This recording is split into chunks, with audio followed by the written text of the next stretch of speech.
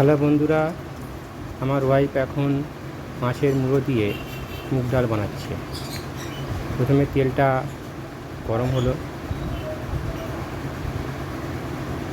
তেলটা গরম হওয়ার পর মাছের মুড়োগুলো এক এক করে ছাড়ছে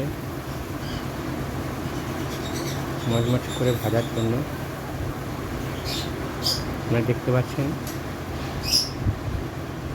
এখানে অলরেডি মুগ ডালটা সেদ্ধ করে রাখা আছে। প্রথমে এটাকে ভেজে নিয়ে সেদ্ধ করা হয়েছে। এখন মাছ ভাজা চলছে, আপনারা দেখতে পাচ্ছেন লাল লাল করে মাছ ভাজা হচ্ছে। প্রত্যেকটা মাছ অলরেডি শেষ হয়ে গেছে ভাজা।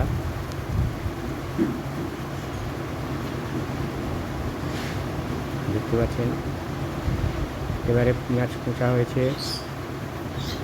গরম তেলে শুকনো লঙ্কা, জিরে, পেঁয়াজ এবং তেজপাতা দিয়ে এটাকে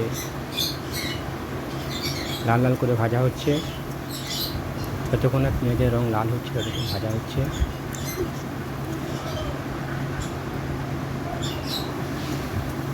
এরপরে সমস্ত উপকরণ দেওয়া হবে, যেগুলো রাখা আছে পাশে।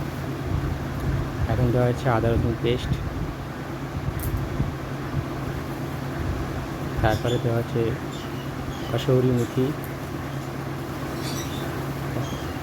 দিয়ে নেড়ে তার উপরে মাছের যে মুড়ো ভাজাগুলো ছিল সেগুলো দেওয়া হলো কড়ার মধ্যে।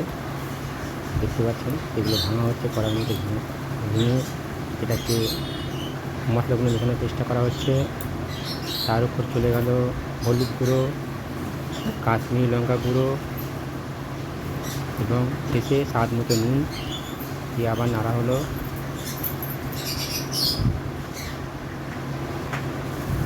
এরপরে তার উপরে ডালটা দিয়ে দেওয়া হলো, সেদ্ধ করা ডাল।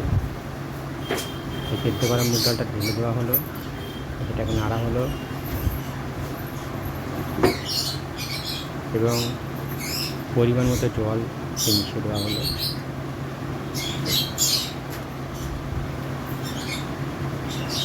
একটা জিনিস আমি স্কিপ করে গেছি, যেটা হচ্ছে কাঁচা লঙ্কা দেওয়া হয়েছে, সেটা বলতে ভুলে গেছি। হ্যাঁ, কাঁচা লঙ্কা দেওয়া হয়েছে। আমরা কাঁচা লঙ্কা ঝালটা বেশি খাই। এবার যাচ্ছে গরম মশলা, সানরাইজের শাহি গরম মশলা এবং রেড কাউয়ের ঘি দেওয়া হলো ওই ফুটন্ত ডালের মধ্যে। সেইটাকে কড়া থেকে নামিয়ে